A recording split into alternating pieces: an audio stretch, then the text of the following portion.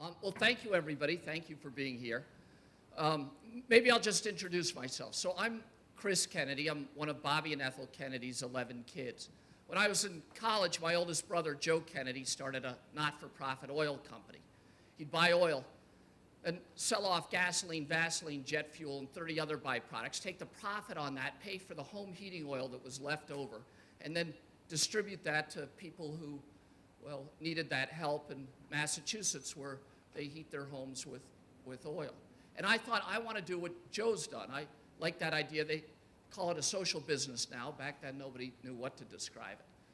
This is the 1980s, and President Reagan was president. He did something nobody else had ever done. He had created homelessness and hunger, and I wanted to stand up to him. So I wanted to join the fight against hunger and start a not-for-profit, a social business like Joe had done.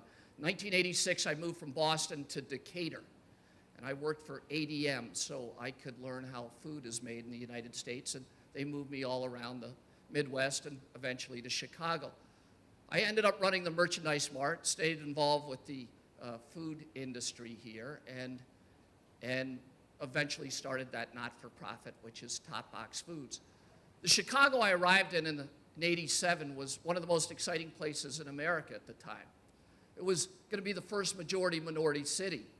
We were like the envy of our country. Everybody looked up to us because, well, this was after the Council Wars. Harold Washington was mayor, and it was an incredible time. There was a sense that we had figured out what nobody else in the world had figured out, how to govern a multicultural democracy, how to attract people to our city once again, how to enjoy each other's company, eat each other's food, enjoy each other's legacy, intermarry. It was the place that everyone wanted to be. That's not the city that we have today. Our city isn't expanding like it did then. It's shrinking.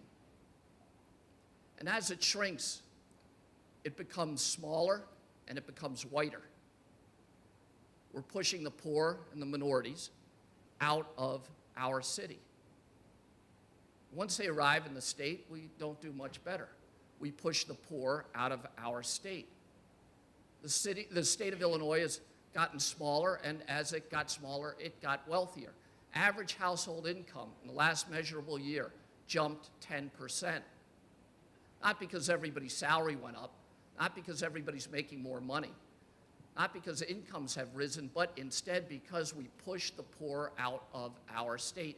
Anybody with a sick child, a disabled brother and sister, elderly parents, anybody who needed home health care knew that they couldn't count on the state of Illinois to provide it, so they've left. We have a relentless, systematic attack on the poor in this city and in the state as well. The poor are poor, largely because they're undereducated. There are 30 high schools in Chicago where the average ACT score is a 14 or a 15. Those people, those kids, will never be able to participate in the 21st century American economy. 75% of the kids who graduate anywhere in our state graduate unable to go to college or community college without remedial education. 75%. You want to know where the Trump voter came from? They came from a high school in Illinois that so undereducated them they feel like they'll never be part of the American dream. We have these terrible outcomes because we pay for our schools with property taxes. Every state rep, every state senator, everybody who's ever studied this issue knows we need to pay for our schools at the state level and not through property taxes. We need a progressive graduated income tax. Everybody knows that. The only reason we don't have that system here in this state is because our senior elected officials are property tax appeals lawyers. They're making money on a system that's damning the next generation of kids in the city and kids in our state. They work for the big buildings. That's why a place like the Sears Tower can sell for $1,200,000,000 reported on the front page of the Tribune and be assessed for $600 million, which means there's $600 million in missing property value because the owners of that building hired a politically connected lawyer to represent them before the Cook County assessor. We're destroying the future of our state. When I was in high school, When I was in college, we moved to where the jobs were. That's not how it works anymore. Today, the jobs are moving to where the highly educated high school and college kids are. If we're not producing them in this city, in this state, the jobs aren't going to move here, and our economy will circle the drain. We need to stop that. We need to get the dirty money out of politics, and then we'll get the dirty politicians out of government. We need to come together and fix these problems. It's a complicated time in America. We've got a madman in Washington and a libertarian madman in Springfield. It's hard to know how to act. We ought to think about our founding fathers. They gave us a slogan, a national motto. They said, out of many, one. And we're all taught, no matter where we come from, and we all come from different places, to revere the life of Abraham Lincoln, who gave his life to the cause he thought was more important than any other, which was to hold us all together in the Union, and in so doing, give us all greater freedom. And then we're taught to admire the life of Franklin Roosevelt, who was one of the wealthiest men of his generation, says in the 1940s, we all go up or we all go down, but we go together. Today, at this time in the state, in this country, we need to remember the greater communal purpose that the founding fathers explained for us. We need to understand that our own lives are not the most important lives in the life of our nation. And we need to know that even if we're connected, even if we have wealth, we can still stand on the right side of history, just like Franklin Roosevelt did. If we remember those things, well, we can keep the millennials from moving away. We can give our kids good jobs. We can give them long careers. And we can make sure that the American dream is, once again, at least in Illinois, the dream for all Americans. Thank you all very much. And now we're going to be joined by Adrienne Irmer, the legislative coordinator for Cook County, who's a leader in the community through her work with the Urban League and the New Leaders Council. Adrienne and Mr. Kennedy. Good evening, everybody. Oh, I know we didn't serve alcohol, but you can do better than that.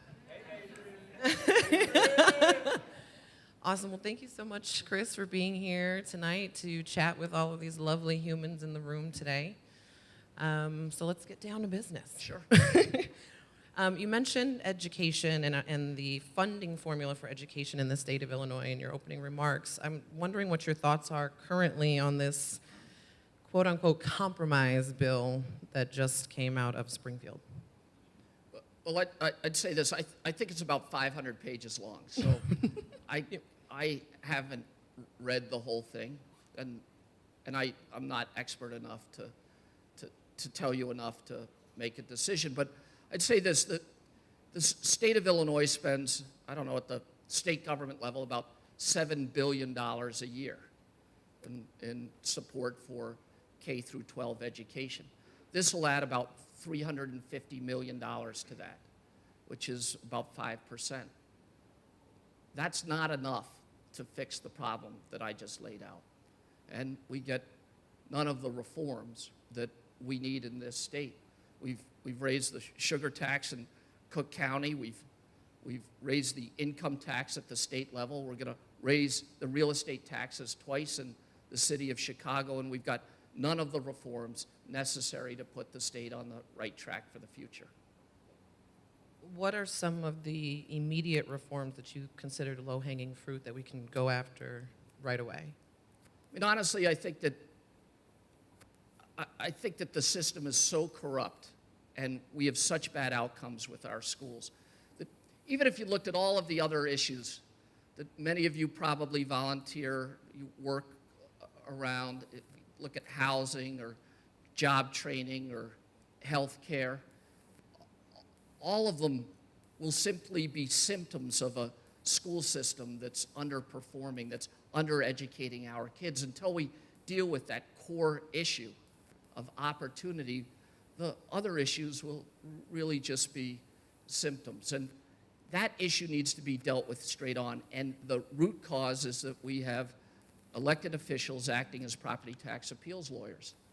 And we need to ban that. Now, you say, how does that work? Well, I don't think it's that complicated. I think the thing a state rep or a state senator fears more than anything else is a public forum and the people that they represent. And the folks here run into a state rep or a state senator at a public forum, you ask them, will you agree to ban your fellow state reps and state senators from acting as property tax appeals lawyers. And when you ask them that question, if you pull out your cell phone and video the answer, I think you'll have an enormous impact on their thinking. That's what I believe. So, speaking of elected officials who act as property tax attorneys, what are your thoughts on your approach, or what do you think your approach will be to working with Speaker Madigan if elected to Governor of Illinois? I think we have to give everybody a choice in the legislature. I think we have to do this. That's not me. That's all of us. We have to say to them, look, you can be a legislator. You can enjoy the prestige of that job that we give to you. You can take our tax money for your salary. You can take our tax dollars for your pension. But you can't do those things and be a property tax appeals lawyer. And my belief is that they'll make a decision. And they'll decide, well, they have a choice between making $1 million or $2 million a year in their outside jobs in that business, or they can spend 6 months a year in Springfield. And if we clarify their thinking like that, I think 100% of them will follow the money and leave. So we're in a room full of mostly millennials. No shade to those who aren't, just saying. Like, how do you recommend that we get more involved and capitalize on all of this, human capital that we have in the room to affect change more broadly? I think it's really important, not just simply for what you can do for the communities that we're all part of, but the truth is there's a huge demographic shift going on in the United States. Donald Trump talks about the inner city and how we need to repair the inner city. Apparently he hasn't been in the middle of any big city in the United States in the last decade, because the center of Chicago is the wealthiest area in the city. The same is true of San Francisco, Boston, New York, Washington. People are returning to the cities again. People who are millennials, they're attracted to them. I think they're attracted to them, and I've seen this when I was chair of the University of Illinois. I've seen it in economic development circles. I've seen it in my role in developing housing. They want to come to the cities, not simply because of the nightlife, the restaurants, and the theater, and all the other things that I can't stay up late enough to enjoy anymore, but because they want to be engaged in the greater problems and challenges that our society faces. They want to be part of the fabric of something greater than themselves. And if we can demonstrate that in Chicago you have a higher likelihood, a greater probability, a more welcome entrance into a life of service to your community, more and more people will choose our city as home. We need you to rebrand this city, not as the city of gun violence, but the city where anyone from anywhere can show up and make a difference. And if you do that in any area, you'll make an enormous contribution to the fabric of our city and the future of our state. One more? Two more? Okay. To dovetail off of your recent comments, to what degree and what role do you think the state should play in curbing community violence, particularly in urban centers like Chicago?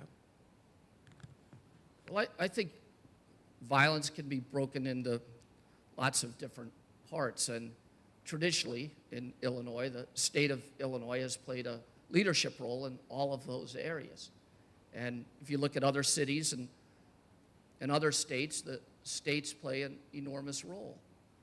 And that's what we should do again here. The fact is the state is pulled out of its obligations to help curb violence in Chicago. But I'd say the most important thing to remember is that opportunity is the enemy of violence. Opportunity is the enemy of violence. And when we're providing no opportunity, well, we're going to have violence. And the state needs to step in and do what states with great outcomes do. Places like Massachusetts or Minnesota or Maryland come in and help to a much larger degree pay for our schools with a graduated progressive income tax. That's what we need in our state, or we're always going to have bad outcomes. But beyond violence, beyond opportunity, the state can do lots of other things. Statistically, the driver of the enormous crime in Chicago probably is related to the sheer number of guns here. Probably, maybe some of you have heard of this notion of a gun train. Some of you probably think it's just urban myth, but it's real. There are trains that are filled with guns that come through Chicago. They're parked in understaffed, undersecured lots. They get hit all the time. Huge numbers of guns are robbed from those trains, and it's really difficult to track them. And the state of Illinois has a role in regulating the rail lines, and we can step in and tell them they have to provide greater security. There's tracking issues that we can do with gun tracking. We can cooperate with other states. We can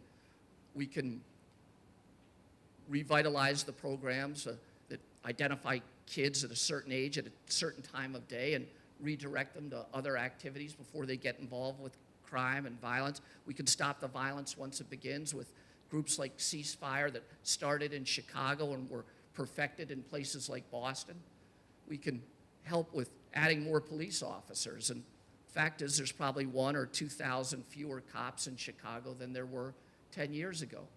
And if you have fewer cops, you're always going to have more crime. I think the state has a role in coming in to help ensure that the police department is regulated and led in a way that's consistent with the federal recommendations, and we're starting to see a little of that now. And then one last question. Folks will say you have to create revenue in order to fund a lot of this work, and you did mention a progressive income tax, and there are an overwhelming majority of states now that are leaning on the progressive approach to legalize and tax marijuana as a commodity within their states. What are your thoughts on that? I would greatly expand medical marijuana usage in Illinois and decriminalize it. As to legalization, I'd rely on the advice of the experts, and doctors and scientists, people in the recovery movement. And the fact is the federal government has, because of Republican leaders in the Senate and the House, have forbidden the Center for Disease Control from studying the impact, places like Colorado and elsewhere, on the legalization of marijuana. I think we have our own ability to study that issue here, and we ought to commence with that. We're not going to get anything from Governor Rauner. So we've got 18 months, 2 years to figure this out, and we ought to be dedicated to that cause. The one thing I wouldn't do, I wouldn't legalize marijuana simply to make money off of it. I'd do it if the scientists, if the doctors recommend it, I'd follow their recommendation. I don't think there's any room for politicians to walk into and replace the opinions of doctors and scientists. Great. Do we have any questions in the audience? We got one here, and I think we got time Awesome. for about 3, if we keep them short. Hi, my name is Beth Bond with the Chicago Leadership Alliance, and my question is about campaign spending. Over the course of this gubernatorial campaign, it's estimated that over $400 million will be spent in campaign. And I'm wondering if your campaign has explored earned media opportunities for social impact and community investments. I think that's what I'm doing now. The campaign funding system in the United States is out of hand. It's like out of hand. And we're going to end up in a situation where people with money are going to have a disproportionate leadership role in our country. I think that's bad for society. It's bad for our culture. It's bad for this state. It's bad for our country. I think we should embrace campaign finance reform, look at other models in other states, and frankly, look at what they do in other countries on other continents. It can be done, but there's no movement to do that here in Illinois. Matt Green, hang on. Excuse me 1 second. You want me to help you out? I'll come down off stage, I swear. That was a good move right there. He's flexible. Question about healthcare. You have another candidate that is endorsing a public option for healthcare. I'm wondering if you agree with that, and if not, what would be your plan to at least move the state from a point where we don't have to talk about improving access to healthcare and we could talk more about improving outcomes? So I'd say this, that I think we're on a path, a relentless path to a single payer system in each state and eventually across the country. That's where I think we're headed. I think we should try to play a leadership role in that evolution, and I don't think we're doing that now. I think we should look at the models that have been developed under Romney Care in Massachusetts and what Jerry Brown is doing in California as well. We've about 6% of the population is not covered right now in Illinois. It's low by, in comparison to most states, but the cost of health care is a major driver in the economy, and it's incredibly expensive. I've run businesses that competed with Canadian businesses, with European businesses, where they didn't have those costs. It's unbelievable. And we ought to look at it from that point of view. What sort of competitive advantage would it give us as a state if companies who were located here could participate in a public option? So I think we're moving in that direction. I think we can play a leadership role.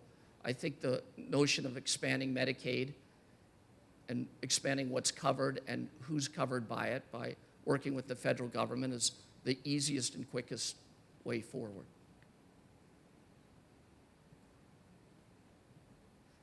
Hi, back here. I just want to dive back into the marijuana conversation. Sure. And if we go about legalizing it in Illinois, even if just for medical purposes, is it fair to do that in relations to criminal justice reform with all those people that are still in prison with offenses related to marijuana?